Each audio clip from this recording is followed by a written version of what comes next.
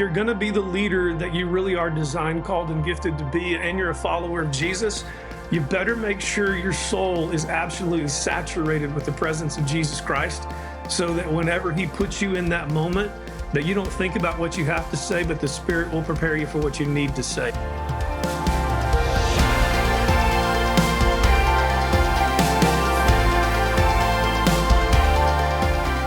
Well, hi, everyone. Welcome to the Framework Leadership Podcast. I'm your host, Kent Ingle, president of Southeastern University, and joining me today is our co-host, Michael Steiner, SU Senior Vice President for Advancement and Innovation. And we're excited today. Joining us is Patrick Payton, a seasoned leader in ministry and business and public service. Patrick served as the founding and senior pastor of Stonegate Fellowship in Midland, Texas, leading the church for nearly 20 years. Then after stepping away from full-time ministry, he launched the Payton Group, where he coaches leaders, organizations toward growth and excellence. And he previously held the role of the Mayor of Midland, Texas, and hosts the leadership podcast, No Neutral Moments. Patrick, welcome to the podcast today. Thank you, guys. It's great to be with you. Really good to be with you. In another state like Texas and a state like Florida, we have a lot in common. We certainly do. I want to go back to your years at Stonegate Fellowship. You planted and pastored the church for almost 2 decades. What was your vision when you launched it? How did you go about creating something that impacted not just churchgoers, but really the entire community that you planted this church in? Well, it's a great question. And you kind of got to go back to, had a single mom who got my sister and I in church when we were really young. It was a church in Tulsa, Oklahoma called Exciting Eastwood Baptist Church. And it was long before anybody had ever heard of Saddleback, long before anybody had ever heard of Willow Creek. You had this Eastwood Baptist Church that had a radio ministry, had a television ministry. When I was in elementary school, I actually was the star of the Christmas program that was aired all over ABC and everything else. And I grew up in an environment with a church that, before there were any of these books about it, was making a difference in the community. It was the church that political leaders went to. It was the church that civic leaders asked for advice on. They had a bus ministry. You might be old enough to remember bus ministries. Yes. And we would bring in 1,000 kids every Sunday and doing, just amazing things. So it put this indelible print on me. And then I just sort of saw the church kind of lose its influence in the late 80s and all through the 90s. And my wife and I had this spiritual awakening after we read Henry Blackaby's book, Experiencing God, which I think is it's a game changer. It's a life record. It's so powerful. And we sold everything, moved off to seminary, and while I was there, we just kept trying to figure out what is it that we can do to reintroduce the idea of the church being not just a place that preaches at you, but a church that preaches to you and with you through the way we live and the way we serve. And so when we had that opportunity, when we came to Midland, Texas, the whole heartbeat of it was just to be in the community. We told people that discipleship occurred on the baseball field when you're coaching a little league team. It occurred on a soccer field. Whenever you're coaching a soccer team, it occurred in the boardroom. And we just began instilling this principle: meet people with all their baggage, meet people with everything they have, try to share the gospel with your life, try to show them everything that you can possibly show about the joy of life in Christ. And quite frankly, it was contagious. And it was, we focused on children, we focused on youth. We were taking about 1,000 teenagers to camp every summer. Wow. And I went to the superintendent of schools. I said, tell me what you need from us. I didn't go ask him if we could hand out Bibles. That might be offensive to some people, but I wasn't baiting and switching. I was just saying, how can we do this? And God just opened doors, let us have influence. And that was just the heartbeat of it. I learned it from watching it as a kid, saw it missing when I was a young adult, and decided if I had the opportunity, we could take the principles we learned, which is like any leadership principles, there's nothing new under the sun, and just start impacting the place where you're living. Yeah. Why Midland? Out of everywhere you could have gone, what was it about that city that drew you guys there to plant? Midland chose me. Okay. I had made a commitment when I went to seminary to not send out resumes. I didn't go to seminary because I felt like I was called to preach. I went because I thought it was an act of obedience, and then we'd see what God did after that. And I got a phone call from a pulpit search committee in Midland, asked me if I'd be interested in coming and being a part of a church start that First Baptist Church was sponsoring, and knew nothing about Friday Night Lights, knew nothing about all this football stuff here in West Texas, and flew down here, and oil was $10 a barrel and everybody was moving out. And sounded to me like a great time to see what God would do. I love it. Now, after stepping down from ministry and moving into a different direction, you launched the Payton Group, coaching, consulting leaders across a lot of different industries. What inspired that shift, and what kind of leaders are you so passionate about equipping? Yeah. Well, it all started because I came out of the pews into the pulpit. So I spent the first part of my adult life as a deacon in the church, a volunteer in the church. So, I was working in industry. I knew what it was like to be in the pulpits or be in the pews and come to church and realize sometimes the pulpit didn't connect with the pew, if that makes sense. Absolutely. And so when I moved into ministry, I just constantly made sure that we were trying to connect with what was happening in the pews with people. What that translated into was business leaders coming to me after several years saying, hey, can you come do a leadership retreat for our company? Because you're not just going to talk about church stuff, you're going to connect it to life. And then that led to people saying, hey, if you ever retire, we'd like to ask you to come do some work for our company and training leaders. So that was the birth. That just, it was a natural outflow of it. I always operated under the conviction that pastors should leave before people tell them to or want them to. I think most pastors stay way too long. So we made a commitment to do that. And now we just started searching for leaders, and really leaders just started searching for us. And a lot of times it was one-on-one, but most of it turned into leaders asking me to work with their boards of directors, asking me to work with mid-level managers. And most of the people I work with are people that have been very skilled at what they do. They're great engineers, they're great geologists, they're great salespeople. They're being promoted into places of having to lead people now. And so now we're helping people make that shift, that leadership, that what got you to where you are is not going to get other people to where they need to be. So we're seeking to equip them to equip others. It's literally coaching in the business area is nothing more than the Christian principle of discipleship. That's all that is. It's huge. And one of the big phrases of your kind of leadership philosophy has been this no neutral moments. I see it behind you today. Unpack that phrase. What do you mean by that, no neutral moments in leadership? Quite frankly, it not to be simplistic, but it just literally means what it says. And it all came from sitting in a airport in Las Vegas, and I was delayed. My flights were delayed. Everything was going crazy, and I travel a lot. But and I've been in the service industry when I was younger, before I became a pastor, and I knew what it was like to be treated by people who were angry. And I went up to the ticket agent. I just looked at her and I said, "Look, I know you're under a lot of pressure. Just let me know what I can do. I'll back out. Just take care of all these people, and I'll be fine. My wife and I'll be fine. Just let us know." In a moment, she turns around and says, "Come here, and I'll help you get anywhere you want." Right after I did that, I sat down, and a lady walks over from another area of the terminal, and she says, "You don't know me, but I know you from Midland, and I've been watching you this entire time. And the way that you behaved with that ticket agent was a test, and you passed." And I looked at my wife, and I said, "There's not a neutral moment in this life, even when you're in Las Vegas." And that led to that phrase, and it led to just helping people understand it doesn't matter whether you're standing in line at the grocery store. It doesn't matter if I'm sitting in the White House with the president, which we had the opportunity to do.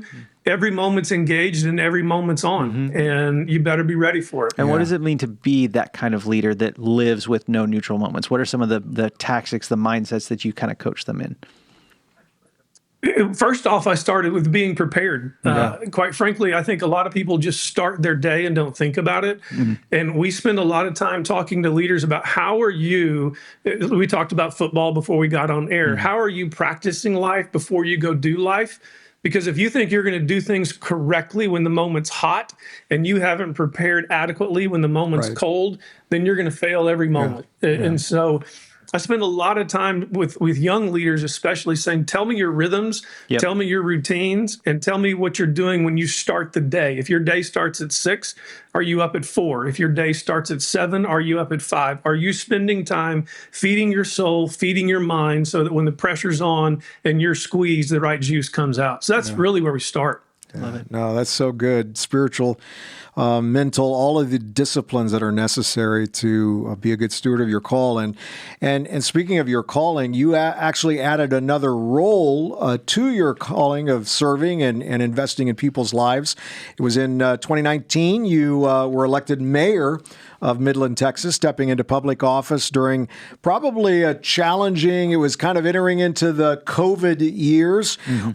What motivated you to step into that role, and how has your faith shaped you in leading in a civic space like that? Well, great question. I didn't seek office, had no intentions of being in political office. I told you earlier about how our involvement in the community, that involvement in the community put me in front of a lot of leaders who, whenever I retired, people started asking me to run for mayor. And there was really nothing going on, to be quite frank about it, that determined some fresh vision. Midland was churning. It was doing fantastic. So the only thing I could boil it down to is it was a moment, to use the phrase, the Lord was pressing into something that I didn't really know was a calling, and I didn't know what that calling meant until I ran. And I blame my wife for it quite a bit, because I literally gave her a list of 7 reasons why I shouldn't run for office. And she looked at it, handed it back to me and said, you should go do this anyways. And the first 2 months of being in office, to answer your question, Dr. Engel, the first 2 months, it was easy. I was just getting to know what it was to be a mayor. And then COVID hits. I said earlier, you got to be prepared in private in order to be ready in public. Wow. And so nothing had changed about my spiritual life because I wasn't a pastor. My spiritual life was still my spiritual life, had nothing to do with my position. So I'm equipping myself, I'm nurturing my soul. And then all of a sudden the heat gets turned up. And the community and people, you guys watched this, people became fearful, people became angry. And I really felt like it was a moment for me to step in and be calm, to navigate the extremes on all sides of the left and the right that were taking place through this entire endeavor. I started doing Facebook Live events once a week, just sitting in my living room, and we'd have 40,000 people tune in just to try to be a calming voice, just to try to be a soulish voice. And then really what also happened was, I'm a man of conviction like all of you guys are, and a man of principle, but I also had to learn a valuable lesson, which led to the book that we're about to release, that somebody's got to navigate the middle of the river while everybody else is trying to escape on the extremes of the shores. And that's the position we took. And we just tried to be the voice of reason, and I would say even more importantly, the voice of wisdom. That was a daily prayer of mine every day. God, I need wisdom, I need understanding, I need insight. And because we were going through the fire. And once again, it goes back to this theme. If you're going to be the leader that you really are designed, called, and gifted to be, and you're a follower of Jesus, you better make sure your soul is absolutely saturated with the presence of Jesus Christ, so that whenever he puts you in that moment, that you don't think about what you have to say, but the Spirit will prepare you for what you need to say. And we just walked through that. And from that, from your role of as mayor, and we were talking about it earlier, you were there for 3 years, then you did step down, but then you've had the opportunity to work with leaders from Congress, the United Nations. You advocated in the Sudan.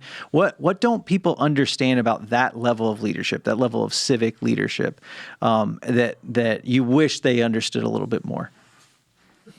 Yeah, that's a great question as well. You guys are good at these questions. I think, first of all, especially when I'm dealing with political figures, most of them have zero trust in anybody who's coming to meet with them, and rightfully so, because people have written about them or said something about them or made an assumption about them. And what becomes a calling is to, see, as Stephen Covey said, which is my second most favorite book of my entire life, when he said, seek first to understand before demanding to be understood. And I'm not even going to get my question answered if I can't at least understand the questions they're trying to ask, Yep.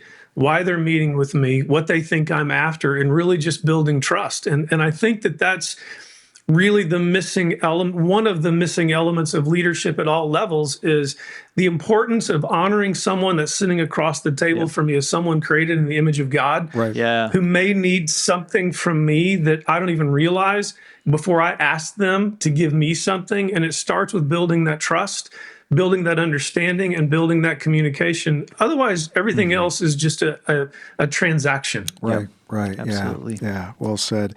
As we close our time together, Patrick, what gives you hope about the next generation of leaders? And what is one piece of wisdom you wish every 22-year-old stepping into leadership understood as they begin that leadership journey? Well, that's, I would start where you ended with what's the piece of advice I'd give to a younger person. And that is, I would probably tell them, go ahead and slow down. Don't be in such a hurry. Right. Yeah. And surround yourself with people of great wisdom that you can seek information from, seek advice from, that you can beg them to be your coach, pay them to be your coach. You know, even when I was in my 30s planting a church, it never entered my mind, who's the oldest guy I can get around me, and who can I surround myself with, and just don't seek the advice of people that are your peer group. Seek the advice and the wisdom of counsel of people nobody's heard of, people nobody's met. Go find that guy and go sit around the table with him. Go find that woman, find someone that can invest in you. Sure, do you keep reading the books? Do you keep studying? Do you keep pressing? Do you keep driving? Absolutely. But every single one of us need a Solomon in our corner or a Barnabas in our corner that we can go talk to. And, you know, I think I missed that quite a bit. I think I was churning so fast and churning so hard to achieve. I sometimes walked by the guide on the side while I was trying to be the sage on the stage. I needed guides on the side. And so I would tell them, pray deeply for God to provide you with the man or the woman that can pour into your life. And you'll know it's that guy or that woman when you ask them and they say, I don't really have anything to offer you. That's the one I'm going to start asking to spend time with me. That is so good. Well, Patrick, thank you for sharing. Let me tell you, you asked what makes me hopeful. I tell you what makes me hopeful. What makes me hopeful is I think there's a new generation of young leaders and young people in their 20s, 30s, and I would even say their 40s that have watched, you know, Dr. Engel, you and I are probably close to the same age. I'm 58. I don't know if you're close to that, but they've watched us and they've seen what we've given them. And a tree is known by its fruit, and our political systems and even our religious systems seem to just be dominated by extremes and people not respecting one another and disagreeing without disrespecting. I think the generation that's coming behind us is saying, hang on just a minute. We may not all agree, but there is a way for us to honor each other as created in God's image and find a way to move forward together rather than continuing to rip each other apart. I think it's boiling under the surface, and I'm excited about that. Yeah, no, it is an exciting time to invest in younger leaders. So grateful for your wisdom. Thank you for taking time to share your journey and all of your experiences. Your leadership story definitely is a powerful reminder of faith, that faith and courage and conviction are not limited to just one sphere of influence, but God can use you in so many areas and make an impact in people's lives. So thank you for that, and thanks for being with us today. Absolutely. It's been an honor, guys. Appreciate it very much. Love it. To learn more about Patrick's work, you can make sure to check out his podcast, No Neutral Moments, wherever you get your podcast, Apple, Spotify, and then you can follow him on Instagram at Patrick Payton _. Make sure you check him out there. Thanks again, everybody, for joining us on Framework Leadership Podcast. We'll see you next time. Take care, everybody.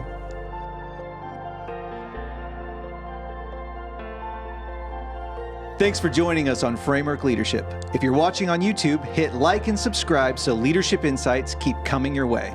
You can also catch every episode on Spotify and Apple Podcasts, and for bonus resources, subscribe to the Framework Leadership newsletter at kentingle.com. Make sure to follow us on Instagram at Kent_Ingle and at Dr. Michael Steiner, and on X at Kent_Ingle, and on Facebook at Kent.Ingle to stay up to date with the podcast and everything happening at Southeastern University. Before you go, here's something every freedom-loving parent and patriot needs to hear. The battle for the next generation is happening right now in our classrooms and colleges, and I wrote a book to help you fight back. College Without Communism is officially out now. It's your guide to exposing the lies, defending truth, and finding real alternatives to woke indoctrination. Whether you're sending a kid to college or just to know what's really going on behind the scenes in education, this book is absolutely for you. So head to kentingle.com today. Get the truth, equip your family, and change the culture.